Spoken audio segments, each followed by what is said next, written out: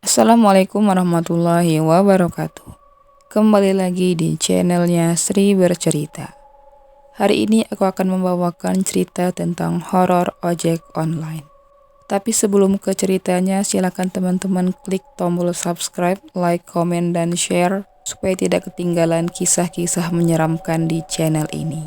Langsung saja kita ke ceritanya. Dan jika kamu berani, dengarkan sampai akhir. Sudah hampir sebulan, Samsul jadi driver ojek online. Usianya baru 18 tahun, baru saja lulus SMA. Tapi hidup memaksanya untuk cepat dewasa. Ia terbiasa keliling kota dari pagi sampai sore, mengantarkan penumpang kemana saja yang memesan lewat aplikasinya. Bagi sebagian orang, pekerjaan itu mungkin melelahkan. Tapi bagi Samsul, setiap putaran roda adalah cara sederhana untuk membantu keluarganya bertahan hidup. Ayahnya sedang sakit parah dan tak bisa lagi bekerja di bengkel kecil langganannya. Sementara ibunya, seorang wanita parubaya yang gigih, tiap sore duduk di depan rumah, menjual gorengan hangat yang kadang tak habis terjual. Melihat ibunya bekerja sendirian seperti itu, membuat hati Samsul tak tenang. Maka ia memutuskan untuk ngojol, berharap bisa sedikit meringankan beban keluarga. Entah dengan membantu bayar obat bapaknya atau sekedar menambah uang belanja di rumah. Biasanya Samsul hanya narik sampai jam 8 malam. Setelah itu ia pulang, mandi, sholat, dan makan bersama ayah ibunya, lalu tidur. Namun malam itu ada sesuatu yang berbeda. Di aplikasinya, target bonus harian hanya kurang 1 atau 2 orderan lagi. Kalau berhasil, ia akan dapat tambahan Rp100.000. Jumlah yang sangat besar bagi anak muda sepertinya. Teman-teman sesama driver sering bilang, kalau mau ngejar bonus, malam hari justru lebih ramai. Banyak penumpang yang pulang lembur, orang yang baru selesai kerja, atau anak muda yang keluyuran. Rasa penasaran mengalahkan rasa takutnya. Maka malam itu, untuk pertama kalinya, Samsul memutuskan untuk menarik sampai lewat tengah malam. Waktu menunjukkan pukul 10 lewat sedikit ketika ia menepi di warung kopi tempat para driver biasa berkumpul. Di sana, di bawah lampu warung yang temaram dan diiringi gerimis tipis yang jatuh dari atap seng, beberapa motor berjajar rapi. Bau kopi hitam bercampur asap rokok menguap di udara. Suasana itu hangat. Meski di luar sana udara terasa lembab dan dingin. Samsul sedikit gugup. Ia jarang nongkrong malam-malam, apalagi bersama para driver yang usianya jauh lebih tua darinya. Namun begitu ia turun dari motor, seseorang melambaikan tangan. "Sul, sini gabung." Suara itu berat tapi bersahabat. Ternyata Bang Narto, driver senior yang sudah 5 tahun narik ojol. Lelaki berkumis tebal itu dikenal ramah dan sering membantu para driver baru yang kebingungan dengan sistem aplikasi. Samsul tersenyum kecil lalu menghampirinya. "Ya bang," ujarnya pelan. "Pertama kali narik malam ya?" tanya Narto sambil menyodorkan segelas kopi. "Iya bang, katanya kalau malam banyak orderan ya?" jawab Samsul sambil menunduk malu. "Bener tuh Sul, jalanan sepi, makanya cepat nyampe. Tapi inget, kalau ngantuk, istirahat, jangan memaksakan diri." "Iya bang, siap," sahut Samsul sambil tersenyum. Ia lega karena ternyata suasana tak semenegangkan yang dibayangkannya. Obrolan mereka mengalir ringan. Beberapa driver lain ikut bercanda, membicarakan penumpang aneh, pelanggan yang suka ngutang, hingga kisah lucu soal order fiktif. Tawa kecil pecah di antara kepulan asap rokok. Sementara di luar, motor sesekali melintas di jalan basah, meninggalkan suara gesekan ban dan cipratan air. Samsul menatap layar ponselnya. Tak ada orderan masuk sejak setengah jam yang lalu. "Belum ada orderan bang," katanya pelan. Narto menepuk bahunya. "Sabar aja Sul, nanti juga ada yang masuk. Ngopi dulu, ngopi."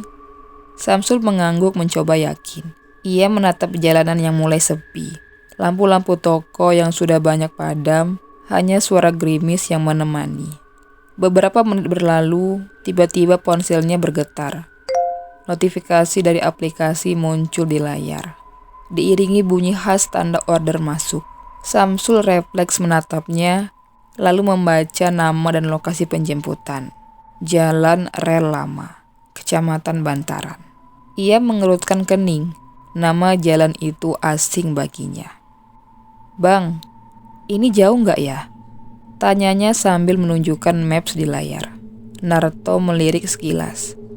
"Nggak terlalu, tapi sepi di sana, hati-hati ya," kata Narto santai. "Siap bang, doain lancar ya." "Ya Sul, aman," seru Narto sambil mengangkat cangkirnya. Samsul tersenyum lalu mengenakan helmnya.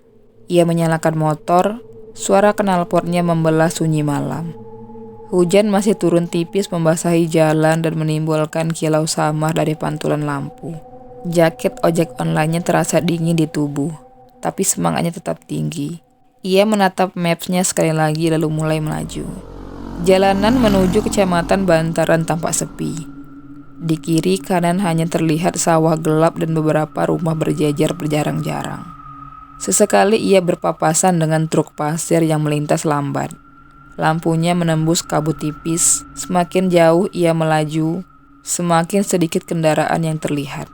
Namun di kepalanya, semangat untuk menyelesaikan orderan ini masih menyala. Ini bonus pertamanya, pikirnya. Kalau berhasil, ibunya pasti senang. Samsul memperlambat laju motor saat notifikasi aplikasi menunjukkan bahwa ia hampir sampai di titik penjemputan. Di maps-nya, jalan itu berakhir di dekat sebuah rel tua yang sudah lama tak digunakan. Ia belum tahu tempat itu, tapi namanya terdengar seperti lokasi yang pernah disebut orang-orang. Rel lama. Ia menghela napas pelan. Dalam hati ada sedikit rasa aneh, tapi ia mencoba berpikir positif. Mungkin saja penumpangnya kerja di dekat situ. Lampu motor menerangi jalan yang semakin lama semakin sempit dan gelap. Pohon-pohon besar di pinggir jalan seakan menunduk. Rantingnya bergoyang diterpa angin, dan di kejauhan, samar-samar terdengar suara jangkrik. Disusul bunyi tetes air dari pepohonan. Tak ada satupun rumah di sekitar sana, hanya jalan kecil, basah, dan sunyi. Samsul berhenti sejenak di depan papan bertuliskan Jalan Rel Lama. Ia menatap layar ponselnya, memastikan lokasinya benar. Titik di maps berhenti tepat di situ. Orderannya aktif. "Benar di sini," katanya pelan. Ia menatap sekeliling, mencari sosok penumpang. Tapi tak ada siapapun di sana. Hanya suara angin dan hujan yang menetes dari dedaunan. Ia menunggu beberapa detik, lalu membuka helmnya. "Halo, selamat malam." Tak ada jawaban. Ia menunggu lagi, menatap layar, memastikan sinyal tak bermasalah. Lalu tiba-tiba ponselnya bergetar. Pesan masuk dari nomor yang terdaftar di aplikasi itu. "Mas, saya di depan, dekat rel." Samsul menoleh ke rel. Rel itu tampak tua, berkarat, dan sebagian tertutup rumput liar. Perlahan ia menarik nafas panjang dan menyalakan motornya lagi, bersiap untuk menghampiri titik yang dimaksud. Tanpa ia sadari, udara di sekitarnya terasa lebih dingin. Gerimis semakin rapat, dan dari kejauhan, samar-samar seperti ada bayangan orang berdiri di dekat rel itu. Samsul belum tahu, malam pertamanya narik malam akan menjadi malam yang tak pernah ia lupakan seumur hidupnya. Di ujung sorotan lampu, Samsul melihat orang itu. Ia mengenakan jaket abu-abu dan celana hitam. Tubuhnya tegap tapi diam, seolah sedang menunggu Samsul. Samsul mendekat, memelankan gasnya. Semakin dekat, semakin jelas wajahnya. Seorang pria muda, mungkin sekitar usia 23 atau 24 tahun. Rambutnya sedikit berantakan. Wajahnya pucat tertimpa cahaya lampu motor. "Permisi mas, ojek online ya?" tanya Samsul dengan suara agak bergetar. Pria itu menoleh perlahan. "Iya mas, saya yang pesan." Suaranya pelan, datar, nyaris tanpa ekspresi. Ia melangkah mendekat, lalu duduk di jok belakang motor tanpa banyak berbicara. Samsul mencoba menenangkan diri. Tujuannya kemana, Mas? Ke Jalan Melati Gang 4, rumah paling ujung, jawab laki-laki itu.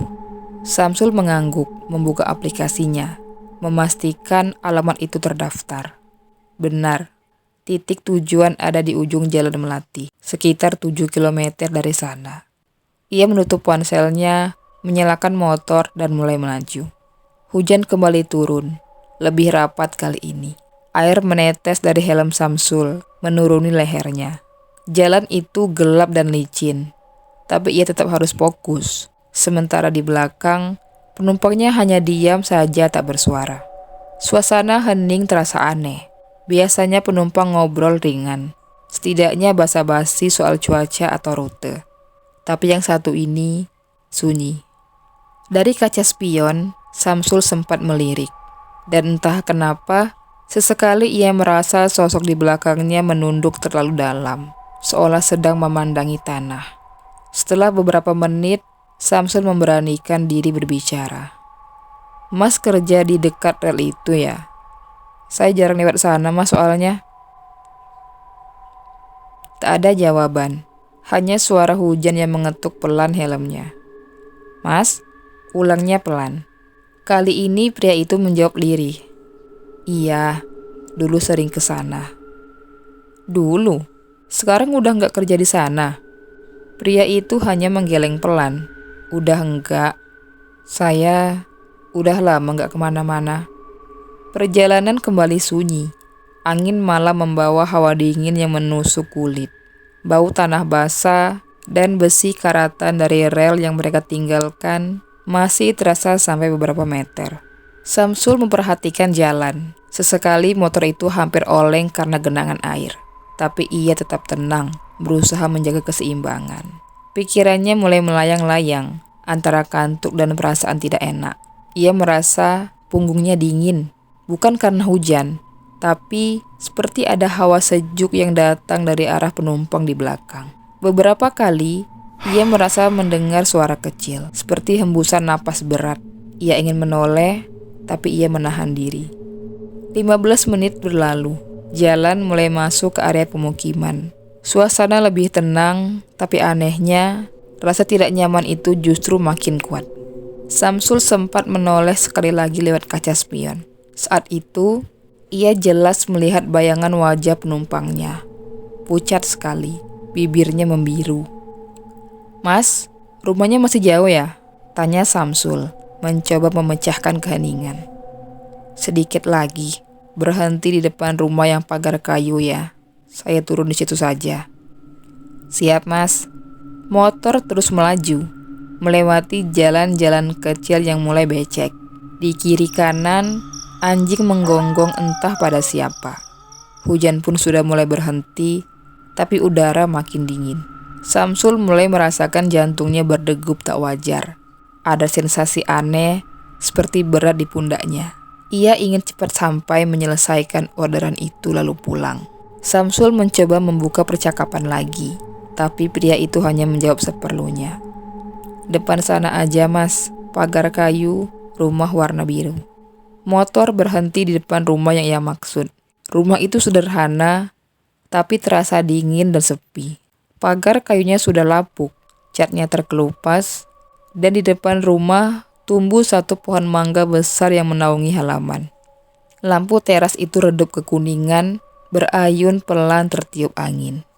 Samsul menoleh ke belakang. Udah sampai, Mas. Penumpang itu menatap rumahnya beberapa detik, lalu turun perlahan tanpa menjawab. Langkahnya pelan, tidak terburu-buru. Samsul menunggu menatap layar ponsel. Biasanya penumpang langsung membayar lewat aplikasi atau menyerahkan uang tunai. Tapi kali ini tidak ada tanda-tanda apapun. Ia menunggu 1 menit, 2 menit, sunyi. Mas, pembayarannya gimana ya, Mas? Cash atau aplikasi nih? Tak ada suara, hanya angin malam yang berhembus. Samsul mulai gelisah. Ia menatap lagi layar ponselnya. Dan tepat saat itu, ponselnya bergetar. Pembayaran diterima, orderan selesai. Alhamdulillah sudah masuk. Ia mencoba menepis rasa janggal yang muncul di dadanya, lalu menyalakan motor, pergi dari tempat itu. Namun entah kenapa, saat motor berbalik arah, ia sempat menoleh sekali lagi ke arah rumah itu. Ada bayangan samar di jendela, seperti seseorang sedang berdiri menatap dari dalam. Tapi begitu ia berkedip, bayangan itu sudah tidak ada. Perasaan aneh itu terus muncul dan menempel sampai rumah. Tapi Samsul berusaha mengabaikannya. Ia sampai sekitar jam 1 dini hari, langsung masuk kamar dan merebahkan badan tanpa sempat makan. Mungkin cuma capek, namanya juga narik malam, pertama kali pula, katanya di dalam hati. Keesokan malamnya, udara kota terasa lebih segar. Langit cerah dari setelah beberapa hari hujan. Samsul menyalakan aplikasinya lebih awal. Badannya masih agak pegal, tapi semangatnya belum padam. Ia ingin menambah bonus harian. Lumayan buat bantu ibunya yang dagang gorengan di depan rumah. Sekitar pukul 8 malam, ponselnya bergetar. Pesanan makanan. Samsul tersenyum kecil. Wah, rumah yang kemarin kayaknya. Ia langsung meluncur ke warung makanan yang tertera di aplikasi, mengambil pesanan dan menuju ke alamat itu. Jalan yang dilalui malam itu terasa lebih terang. Tak ada hujan, tak ada kabut. Tapi entah kenapa, perasaan di dadanya terasa sama, berat dan hening. Ia ingat betul jalanan itu. Tikungan ke kanan, gang sempit, lalu pagar kayu dengan pohon mangga di depan rumah. Begitu sampai, Samsul mematikan motor dan mengetuk pintu. Tak lama seorang perempuan muda muncul dari dalam. Rambutnya terurai, wajahnya lelah tapi ramah. Pesanan saya ya mas? Iya mbak. Ini mbak, sesuai aplikasi ya? Jawab Samsul sambil menyerahkan kantong plastik. Perempuan itu tersenyum membayar lewat ponsel. Lalu ia berkata sopan. Terima kasih ya mas. Maaf malam-malam malah merepotkan. Iya mbak, sama-sama. Samsul mengangguk. Rasa penasaran masih menempel sejak semalam. Ia mencoba basa-basi. Maaf mbak, mau tanya boleh? Mas-mas yang order ojek kemarin malam gimana keadaannya ya mbak? Soalnya saya nganterin seorang laki-laki ke rumah ini. Mukanya pucat. Kayaknya lagi sakit deh. Perempuan itu berhenti tersenyum. Laki-laki mas? Mas yakin rumah ini? Iya mbak. Saya masih ingat betul. Pagar kayu, pohon mangga besar depan rumah. Terus lampu terasnya kuning kayak gini. Orangnya masih muda, pakai jaket. Dia berhenti tepat di sini. Tapi dia langsung masuk ke rumah waktu saya antar semalam. Perempuan itu memandang Samsul lama, lalu menelan ludah. Sebentar mas, katanya pelan lalu memanggil seseorang dari dalam rumah. Bu, suaranya agak bergetar. Dari dalam, keluar seorang wanita parubaya. Wajahnya teduh tapi tampak lelah, dengan garis-garis sedih yang jelas di sekitar matanya. Ia menatap Samsul dengan heran. Ada apa nak? Bu, emasnya ini bilang semalam nganterin seseorang laki-laki ke rumah kita. Katanya pakai jaket abu-abu. Wanita itu menatap Samsul dalam diam. Lalu perlahan suaranya keluar. Pelan tapi berat. Laki-laki? Seperti apa nak?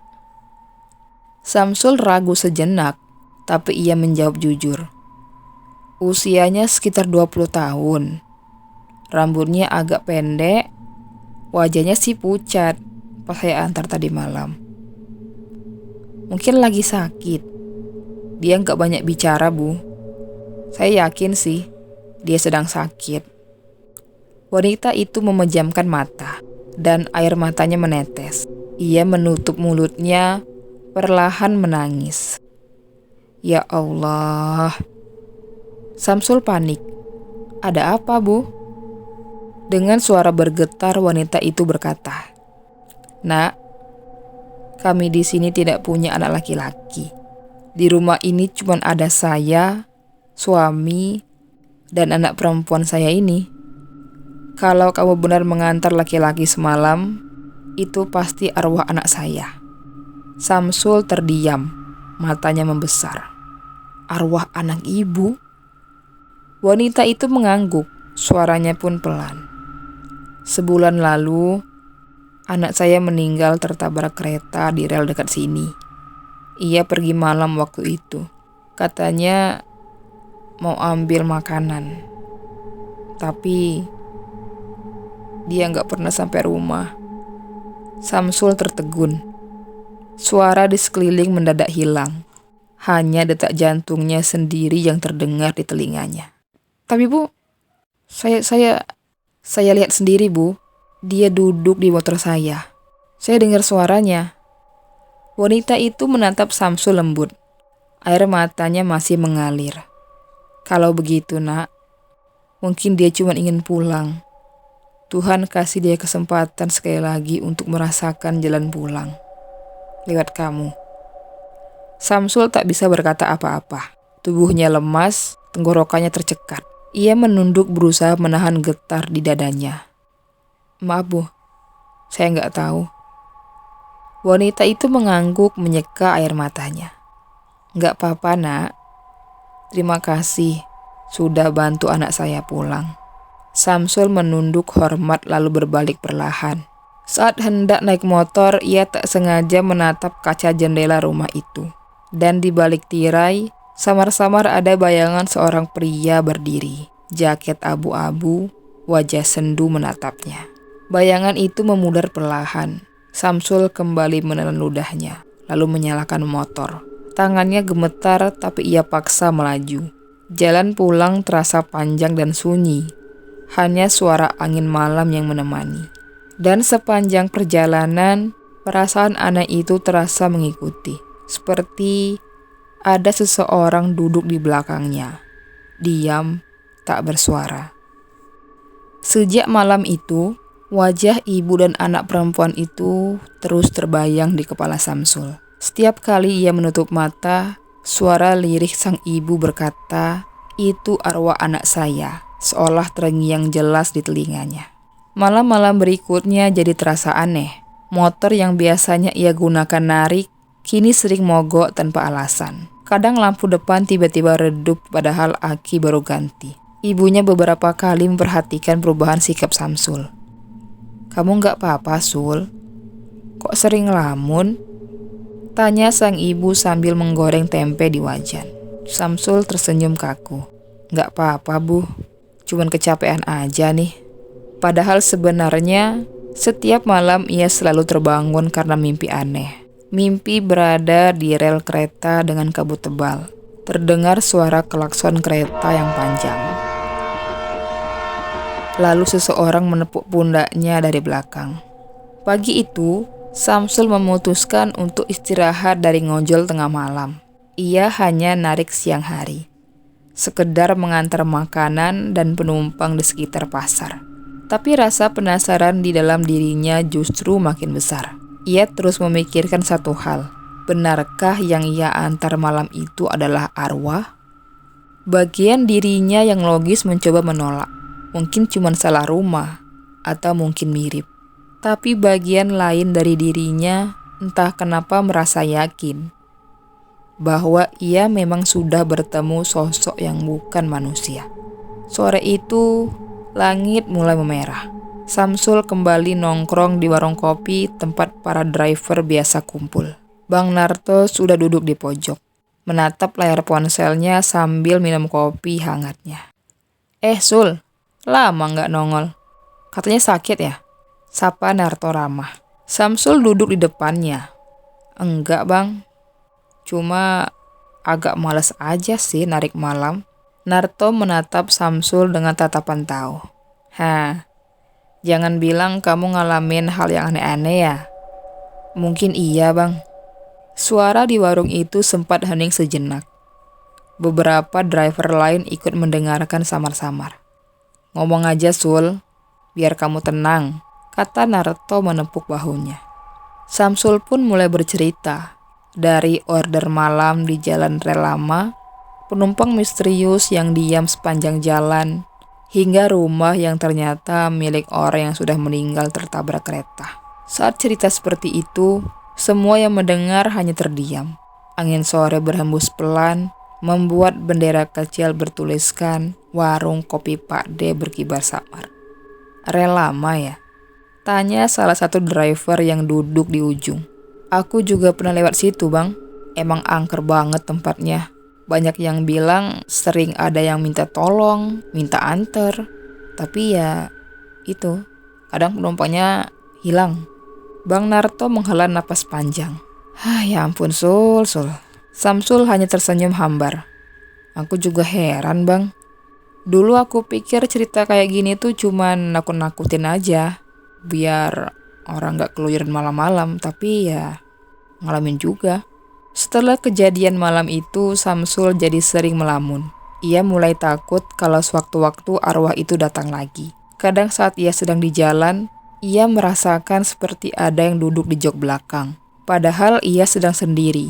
Sesekali, kaca spionnya memantulkan bayangan samar seseorang memakai jaket abu-abu dan sedang menunduk. Tapi setiap menoleh, tidak ada siapa-siapa.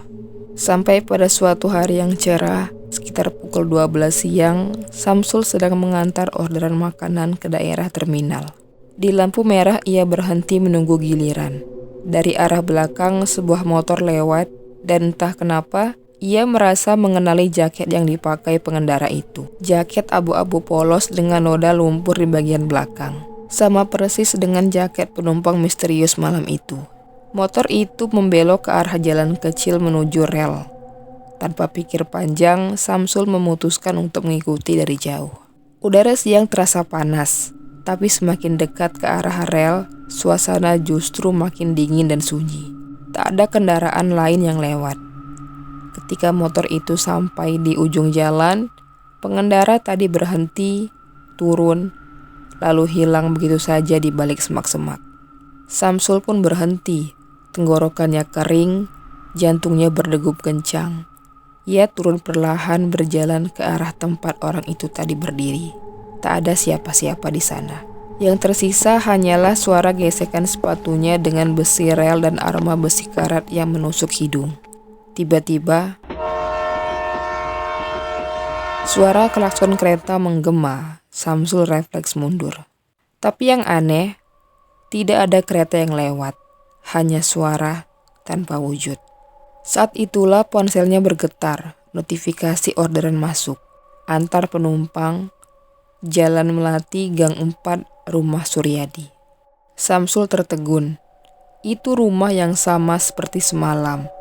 Rumah tempat perempuan dan ibu itu tinggal. Tangannya gemetar. Nggak mungkin.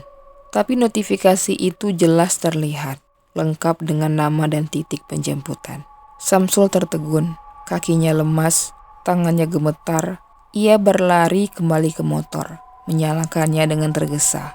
Tapi di kaca spionnya, ia melihat pantulan sosok itu. Berdiri di tengah rel. Dan tak lama kereta menyambar dirinya. Samsul menjerit, menarik gas kencang mungkin, pergi dari tempat itu.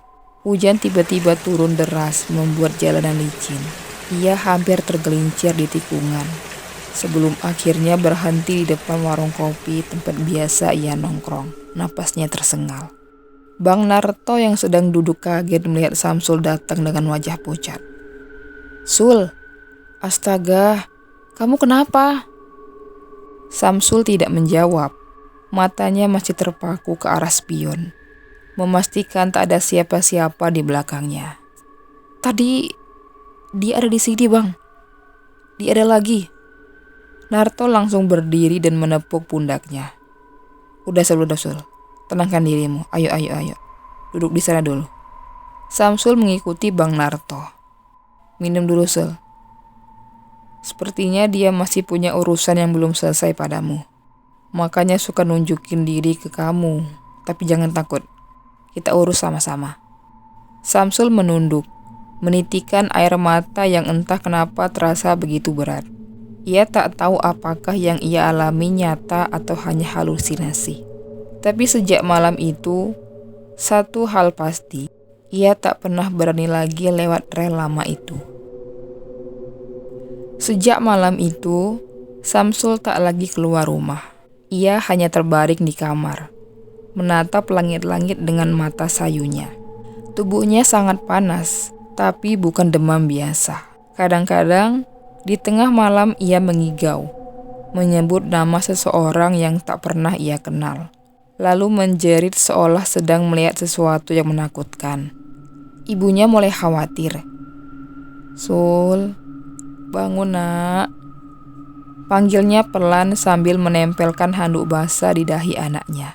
Tapi Samsul hanya bergumam lirih, suaranya bergetar. Jangan ikuti aku, pergi." Mata ibunya berkaca-kaca. Ia tak tahu apa yang sedang terjadi.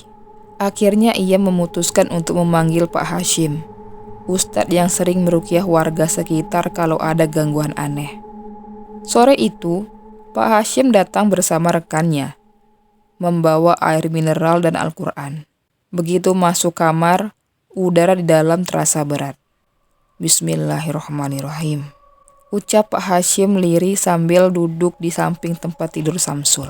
Begitu ayat-ayat ruqyah dibacakan, tubuh Samsul mendadak tegang. Matanya yang tadi setengah tertutup kini terbuka lebar. Nafasnya tersengal, tangannya mencengkram spray dengan kuat. Suaranya mulai berubah, berat dan serak.